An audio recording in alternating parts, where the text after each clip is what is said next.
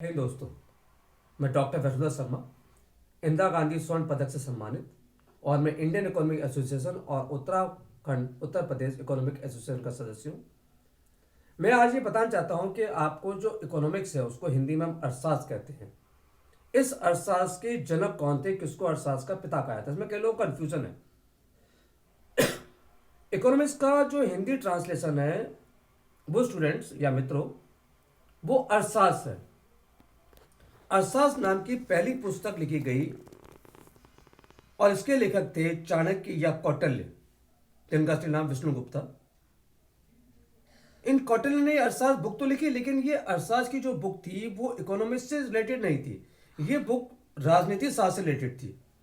इसलिए टेक्निकली हम कौटिल्य या चाणक्य को अर्थशास्त्र का जनक नहीं कहते।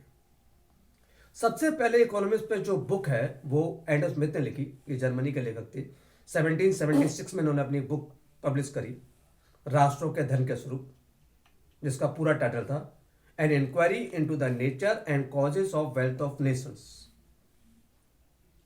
तो इनको हम अर्थशास्त्र का जनक कहते हैं। ये अर्थशास्त्र के जनक है। या पूछे जाए कि अर्थशास्त्र के पिता कौन है, तो हम बताएंगे एडम स्मिथ है, जर्मनी के। 1776 में बुक लिखी, राष्ट्रों के धन के स्वरूप, वेल्थ ऑफ नेशंस से हम शॉर्ट में कहते हैं।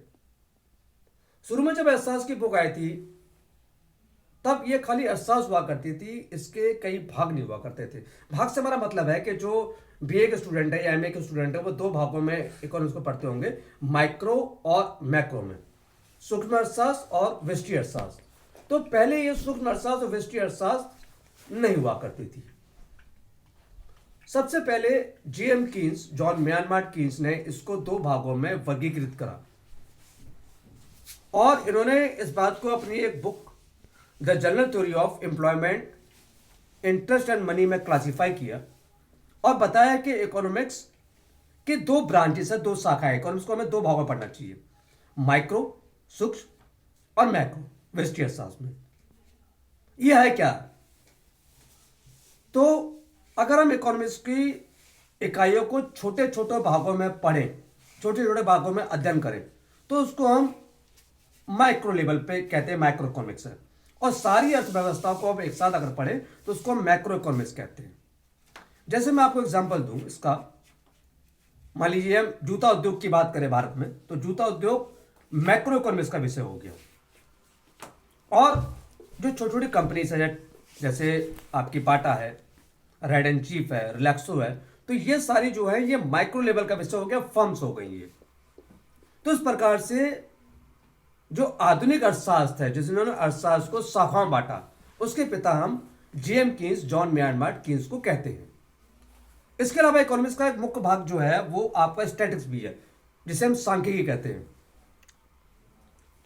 सांख्यिकी जो पिता है वो गॉटफ्राइड ओकेनवाल को कहा जाता है। गॉटफ्राइड ओकेनवाल ने सबसे पहले सांख्यिकी तथ्यों का अध्ययन करना सिखाया या उसके बारे में जानकारी दी। तो आज इस वीडियो के माध्यम से मैं अपने स्टूडेंट्स का, अपने व्यूअर्स का ये डाउट क्लियर करना चाहता हूं कि कौटिल्य ने अर्थशास्त्र बुक जरूर लिखी, लेकिन वो अर्थशास्त्र के पिता नहीं है, क्योंकि वो बुक पॉलिटिकल साइंस से संबंधित थी। अर्थशास्त्र के जो पिता हैं वो जर्मनी के एडम स्मिथ हैं। अर्थशास्त्र की दो शाखाओं बांटने वाले जो हैं वो जॉन म्यानमार्ट कीन्स हैं। और सांख्यिकी, जिसे हम स्टैटिस्टिक्स कहते हैं, उसके पिता या उसके जनक गॉटफ्राइड ओकेनवाल को कहा जाता है। आशा नहीं, पूर्ण विश्वास है आप सभी को कि आपको ये डाउट क्लियर हुआ होगा। मेरा बहुत सारी वीडियोस बन रही हैं यूट्यूब चैनल पर डालना, क्योंकि मैं चाहता हूं कि मेरे जो बच्चे हैं या आने वाली पीढ़ी है वो उससे लाभान्वित हो, उन्हें अर्थशास्त्र के बारे में जानकारी मिले। इसलिए आप सबसे अनुरोध है मेरे चैनल को सब्सक्राइब करें, मेरे चैनल को लाइक करें, उसके बेल आइकन को प्रेस करें और ज़्यादा से ज़्यादा मुझे शेयर करें। आप सभी का बहुत बहुत धन्यवाद। जय हिंद।